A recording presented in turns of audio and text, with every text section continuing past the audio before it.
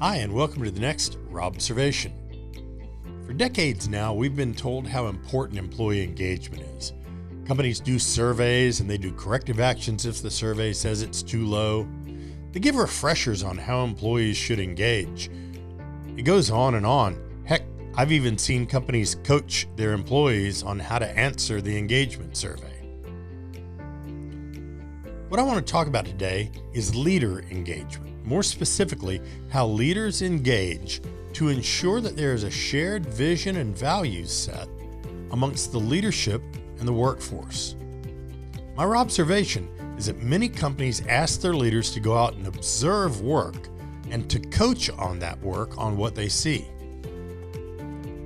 But they spend very little time ensuring that the backbone of organizations, the culture, mission, vision, values, and norms are known and understood by both leadership and the workforce.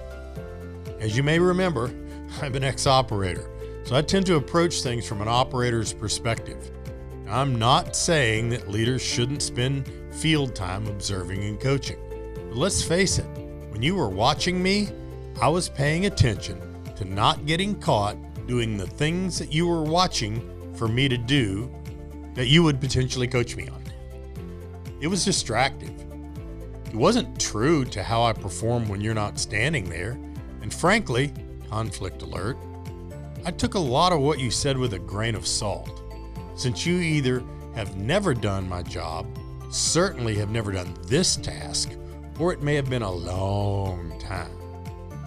My belief that you are actually adding value to me, my crew, or the organization is really pretty low.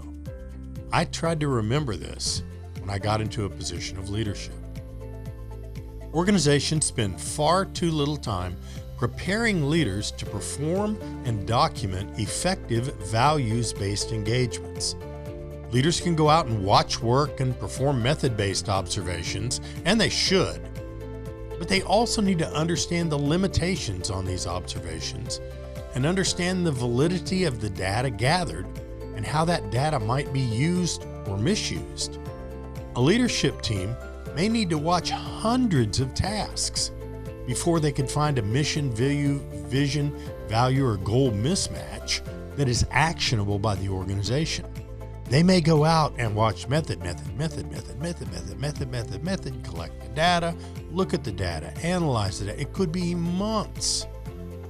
An organization may be able to find and fix values mismatches that could lead to performance challenges in a fraction of the time using values-based engagements. Values-based engagements are conversations, not observations.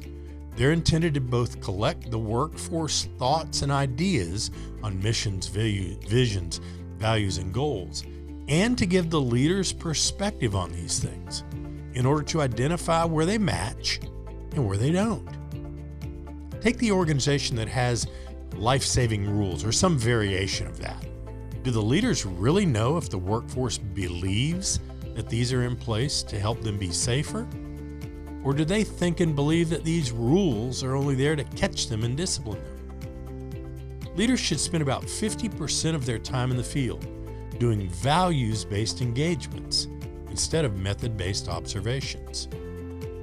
So go out and have a conversation. Do a values-based engagement against your favorite or most important value. Ask the following questions, then really listen to the answers.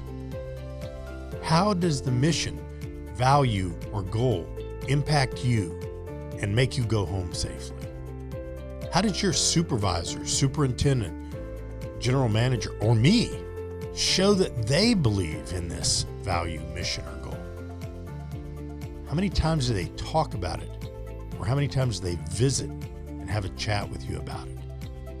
And what is the relationship between this value, mission, or goal and other process tools, job safety analysis, standard operating procedures, work safety precautions, pre-task briefings?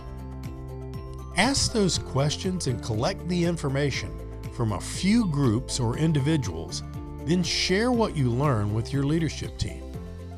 Talk about what that tells you. take values-based engagements as a way to collect actionable information and use it to improve your organization.